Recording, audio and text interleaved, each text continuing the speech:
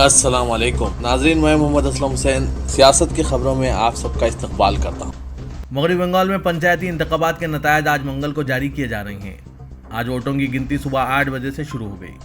इब्तदाई रुझानात में तृणमूल कांग्रेस सबसे आगे चल रही है। बंगाल में 8 जुलाई को पंचायती इंतखाबात के लिए वोटिंग हुई थी, लेकिन पंचायत इंतखाबात में तशद्दुद की वजह से इलेक्शन कमीशन ने 10 जुलाई को 697 बूथों पर दोबारा पोलिंग कराने का फैसला किया था।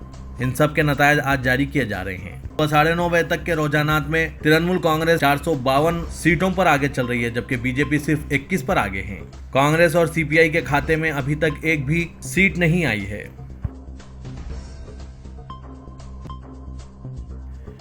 नेशनल इन्वेस्टिगेशन एजेंसी यानी एनआईए ने आज मंगल को जनूबी कश्मीर में दहशतगर्दी की साजिश के एक मामले में 5 मुकामात पर छापे मारे। इस साल मई में एनआईए ने जम्मू कश्मीर के बदगाम, शोपियान, पुलवामा, श्रीनगर और अनंतनाग अजला में भी 13 मुकामात की तलाशी ली थी, जिसका ताल्लुक जिस्मानी और साइबर स्पेस दोनों के जरिए दहशतगर्द तंजीमों की साजिश से बताया गया था।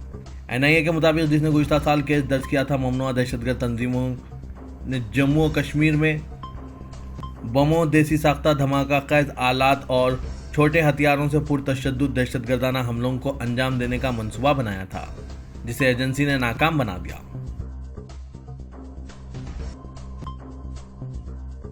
मरकजी आबी कमीशन ने आज मंगल को कहा कि दरियाए यमुना में पानी की सतह 206.24 मीटर को छू गई है, जो 205.33 मीटर के खतरे के निशान से थोड़ा ऊपर है।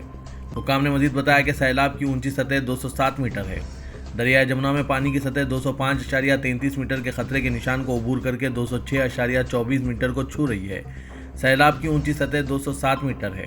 शुमाली रेलवे ने कहा कि दिल्ली के पुराने यमुना पुल पर रेल की आमदोरफ्त आज सुबह 6 बजे से 11 जुलाई तक आर्जी तौर पर मुअत्तल कर दी गई है। दरियाए मुसलसिल बारिश की वजह से उत्तराखंड के देहरादून के विकास नगर में भी जमुना में पानी की सतह में इजाफा देखा जा रहा है।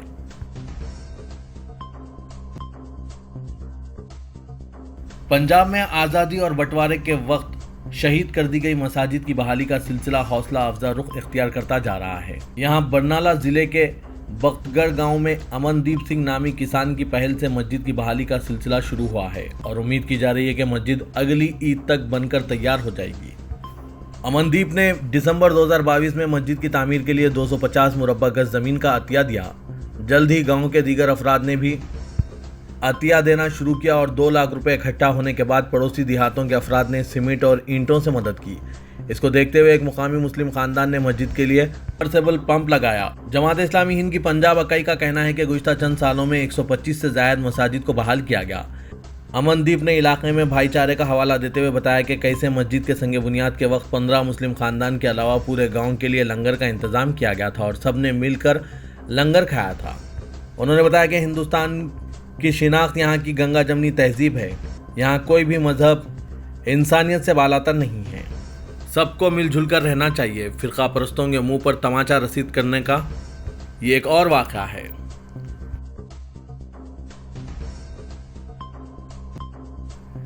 उत्तर प्रदेश के बनारस में टमाटरों के तहफ़्फ़ुज़ के लिए बाउंसरों की तैनाती सब्जी फरोश को महंगी पड़ गई। रियासत की योगी हुकूमत ने ताज़रात हिंद की दफ़ा 153A, 295A और 505(2) के तहत केस दर्ज करके सब्जी फरोश को गिरफ्तार कर लिया।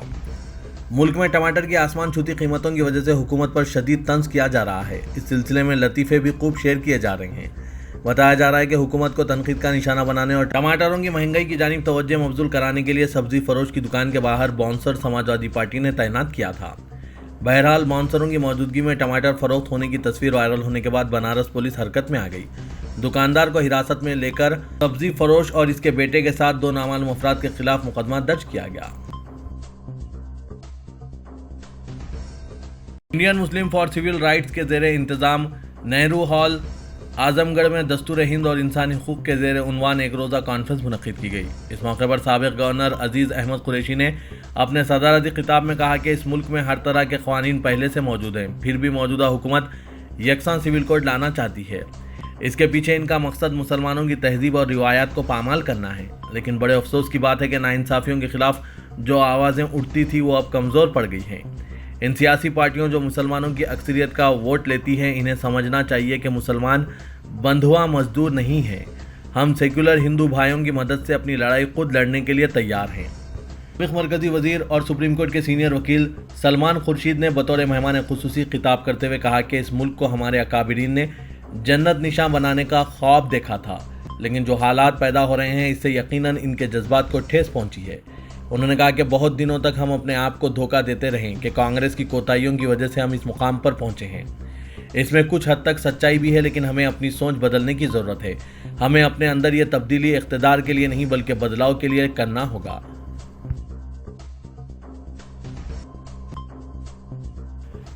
कर्नाटक पुलिस ने शहर बेंगलुरु के फिरक़ेवाराना हसास शिवाजी नगर इलाके की एक मस्जिद में बम की झूठी इत्तला देने वाले को गिरफ्तार कर लिया।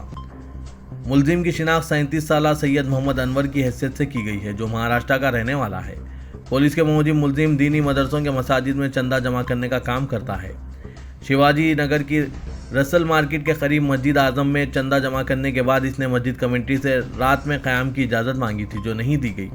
इससे नाराज़ अनवर जो आंध्र प्रदेश जाने वाली बस में सवार हो गया और देवानपल्ली पार करने के बाद इसने इमरजेंसी नंबर 122 पर फ़ोन किया कि दहशतगर्दों ने मस्जिद आज़म में बम नस्ब किया। ये वाक़या 5 जुलाई की रात का है। फ़ोन आते ही अफरा तफरी मच गई।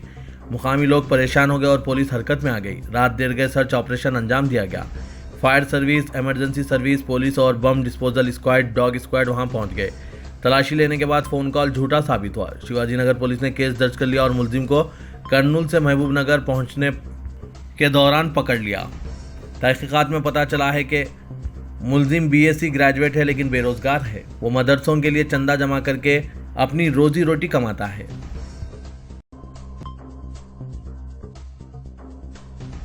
बेंगलुरु में नामालूम अशरार ने 2000 किलोग्राम टमाटर मुंतकिल करने वाली एक गाड़ी को लूट लिया।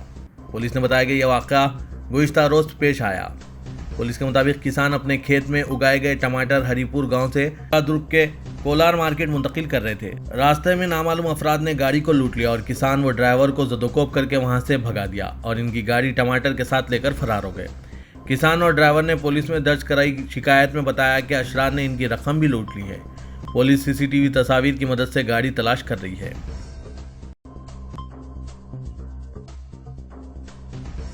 इस्लाम की खातिर बॉलीवुड से किनारा कशी इख्तियार करने वाली साबिका भारतीय अदाकारा सना खान ने अपने बेटे का नाम सैयद तारिक जमील रख दिया। सना खान का कहना है कि नाम का शख्सियत पर बहुत असर पड़ता है। हम अपने बेटे के लिए एक ऐसा नाम चाहते थे जो दीनदारी, नरमी और दियानतदारी की अलामत हो। सना खान का कहना है कि मुझे अभी तक ये यकीन नहीं आ रहा है कि ये मेरी औलाद है। माँ बनना ज़िंदगी का सबसे खूबसूरत एहसास होता है। इनका कहना है कि मुझे अभी तक ऐसा लगता है कि मैंने किसी और का बच्चा उठाया हुआ है। माँ बाप बनना ज़िंदगी भर की जिम्मेदारी है। वाज़ह के हाल ही में सना खान और इनके शौहर मुफ्ती अनस ने यहाँ बेटे की पैदाइश पर इत्तला दी थी। ख्याल रहे कि सना खान ने नवंबर 2022 में भारतीय रियासत गुजरात से ताल्लुक़ रखने वाले मुफ्ती अनस से शादी की थी, जिन्होंने अपने बेटे का नाम पाकिस्तानी स्कॉलर तारिक जमील के नाम पर रखा है, ताकि इनका बेटा भी इन्हीं की तरह नेक बने। रियासत तेलंगाना में इख्तिदार से महरूमी के अंदेशे ने चीफ मिनिस्टर KCR के सख्तगिर रवैये में तब्दीली के लिए मजबूर कर दिया है। KCR जो अपनी जिद और हट धर्मी के लिए पार्टी कायदीन में खौफ का माहौल पैदा किए हुए हैं, वो इन दिनों बदले बदले दिखाई दे रहे हैं। चीफ मिनिस्टर के बाएतमाद कायदीन और ओहदेदार खुद भी रवैये में इस तब्दीली पर हैरतज़दा हैं। इनका कहना है कि तेलंगाना में कामयाबी की हैट्रिक के मिशन की तकमील के लिए KCR ने अपनी हट धर्मी और जिद का रवैया तर्क करते हुए दूसरों की समाज से इत्तेफाक किया है, ताकि कामयाबी की हिकमत अमली तैयार करने के लिए बेहतर से बेहतर राय हासिल की जा सके।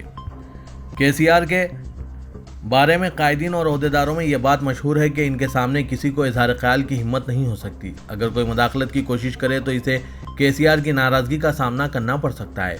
यही वजह है कि सरकारी सतह के इजलासों या फिर पार्टी कायदीन से मुशावरत, दोनों मौक़ों पर इजहार ख्याल सिर्फ KCR करते हैं और दूसरों को इजहार ख्याल का मौका नहीं दिया जाता। सीनियर तरीन ओहदेदार और वुज़रा भी अपने राय पेश करने से कबल चीफ मिनिस्टर की इजाज़त हासिल करते हैं, लेकिन बहुत कम मौके ऐसे आते हैं जब चीफ मिनिस्टर किसी को इजहार ख्याल की इजाज़त दें। असेंबली इंतखाबात से मुतालिक हालिया सर्वे रिपोर्ट्स में 30 से 40 असेंबली हल्क़ाजात में BRS के कमज़ोर मौक़िफ़ के मंजर-ए-आम पर आने के बाद KCR का सख्त गिर रवैया तब्दील हो चुका है। वो न सिर्फ ओहदेदारों बल्कि पार्टी के बाएतमाद कायदीन की राय की इंतहाई सब्र से समाअत कर रहे हैं। BRS की मुल्क की दीगर रियासतों में तोसी और चीफ मिनिस्टर KCR को कौमी रहनुमा के तौर पर उभारने में वज़ीर-ए-आज़म नरेंद्र मोदी और BJP का क्या रोल है, हैदराबाद और दिल्ली के सियासी हलकों में इन दिनों ये सवाल मौजू बहस बन चुका है, जिसमें सियासी मुबस्सिरीन हालिया अरसे में बीआरएस और बीजेपी की खुफिया मुफाहिमत के सबूत तलाश करने में जुट गए हैं। तेलंगाना में बीआरएस की कामयाबी में ताउन पर मुल्क की दीगर रियासतों में सेकुलर वोट की तकसीम के जरिए लोकसभा इंतखाबात में बीजेपी की मदद की जा सकती है। दोनों पार्टियों की कुर्बत से अवाम भी वाकिफ हो चुके हैं, लेकिन बीआरएस कायदीन ये तासुर देने की कोशिश कर रहे हैं कि तेलंगाना में इनकी असल हरीफ कांग्रेस है और बीजेपी का मौक़िफ़ कमज़ोर हो चुका है। वज़ीर-ए-आज़म नरेंद्र मोदी चाहते हैं कि केसीआर को कौमी कायद के तौर पर उभारा जाए ताकि अपोजिशन इत्तेहाद के असर को ज़ायल किया जा सके। केसीआर ने जिस दिन से टीआरएस को बीआरएस में तब्दील किया, उस वक्त से ही दोनों पार्टियों की हिकमत अमली तब्दील हो चुकी है और गैर मामूली एहतियात के साथ अमल किया जा रहा है ताकि अवाम को शुबा ना हो। बताया जा रहा है कि केसीआर को कौमी सतह के कायद के तौर पर पेश करने के लिए नरेंद्र मोदी ने अपनी तकारीर में केसीआर को नाम लेकर निशाना बनाना शुरू कर दिया है, जबकि दूसरी तरफ केसीआर ने वज़ीर-ए-आज़म की सख्त तनकीदों के बावजूद भी बीजेपी या नरेंद्र मोदी के बारे में एक लफ्ज़ भी अदा नहीं किया और इनके निशाने पर कांग्रेस पार्टी है। वज़ीर-ए-आला तेलंगाना के चंद्रशेखर राव की दुख्तर के कविता ने जगतियाल के करीब अचानक गाड़ी रोककर मकई के भुट्टे फरोख्त करने वाली खातिन से मुलाकात की और भुट्टे खरीदे। कविता जगतियाल से हैदराबाद वापस हो रही थी कि उन्होंने सड़क के किनारे एक खातून को भुट्टे फरोख्त करते देखा। मलयाला मंडल के नौकापल्ली गांव में जैसे ही कविता ने काफिले को रोका, मुकामी अफराद हैरत में पड़ गए। कविता ने भुट्टे फरोख्त करने वाली खातून से बात की और भुट्टे खरीदे। चीफ मिनिस्टर की दुख्तर के इस इक़दाम पर वो गरीब खातून जज्बात से बेकाबू हो गई। इस खातून ने अपना नाम नरसम्मा बताया। उन्होंने केसीआर हुकूमत की तारीफ की और कहा कि हर माह इन्हें हुकूमत की जानिब से वजीफा मिल रहा है। खातून ने कहा कि केसीआर की पेंशन स्कीम से हर खानदान को फ़ायदा हासिल हुआ। एक और खातून कमरम्मा ने कविता से मुलाकात करते हुए तस्वीर खिंचाई। रियासत तेलंगाना में गौ रक्षकों का तशद्दुद और हर्रासानी का सिलसिला जारी है। आदिलाबाद के नरादी गुंडा गांव में गौ रक्षकों के ग्रुप ने जानवरों को ले जाने वाली ट्रक पर हमला कर दिया। ट्विटर पर वायरल वीडियो में देखा गया है कि हिंदू बुनियाद परस्त तंजीम बजरंग दल के कारकुनों ने भैंसों को ले जाने वाले ट्रक को रोक लिया। उन्होंने ट्रक में मौजूद जानवरों को जब्त कर लिया और ताजिरों को धमकी दी, जिसमें शेख जिलानी, जिन्होंने आदिलाबाद के जानकीपेट से जानवरों को खरीदा था और तमाम ज़रूरी उमूर की तकमील की। इनके पास दस्तावेजात की मौजूदगी के बावजूद गौ रक्षकों ने जानवरों को जब्त किया। आदिलाबाद एसपी ने बताया कि गौ रक्षकों के खिलाफ मुकदमा दर्ज किया गया है। ताजिर के खिलाफ भी मुकदमा दर्ज किया गया। पुलिस ने गौ रक्षकों के बजरंग दल से ताल्लुक की तरदीद की है।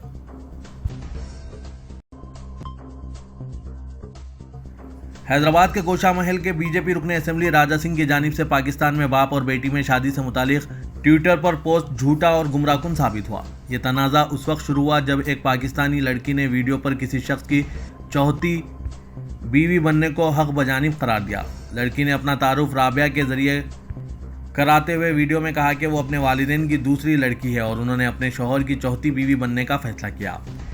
वीडियो की बुनियाद पर एक न्यूज़ चैनल ने रिपोर्ट शाया करते हुए दावा किया कि लड़की अपने वालिद की चौथी बीवी बन चुकी है। इस रिपोर्ट पर कई अफराद ने भरोसा करते हुए वायरल किया। रुकने असेंबली गोशा महल राजा सिंह ने भी इस रिपोर्ट को दुरुस्त तस्लीम करते हुए सोशल मीडिया पर वायरल किया। ऑल्ट न्यूज़ के मोहम्मद जुबैर ने इस मामले की जांच करते हुए इसे गलत साबित किया। उन्होंने कहा कि लड़की ने अपने वालिद से शादी नहीं की। उन्होंने एक और वीडियो वायरल किया जिसमें लड़की को अपनी शादी के बारे में वजाहत करते हुए देखा गया।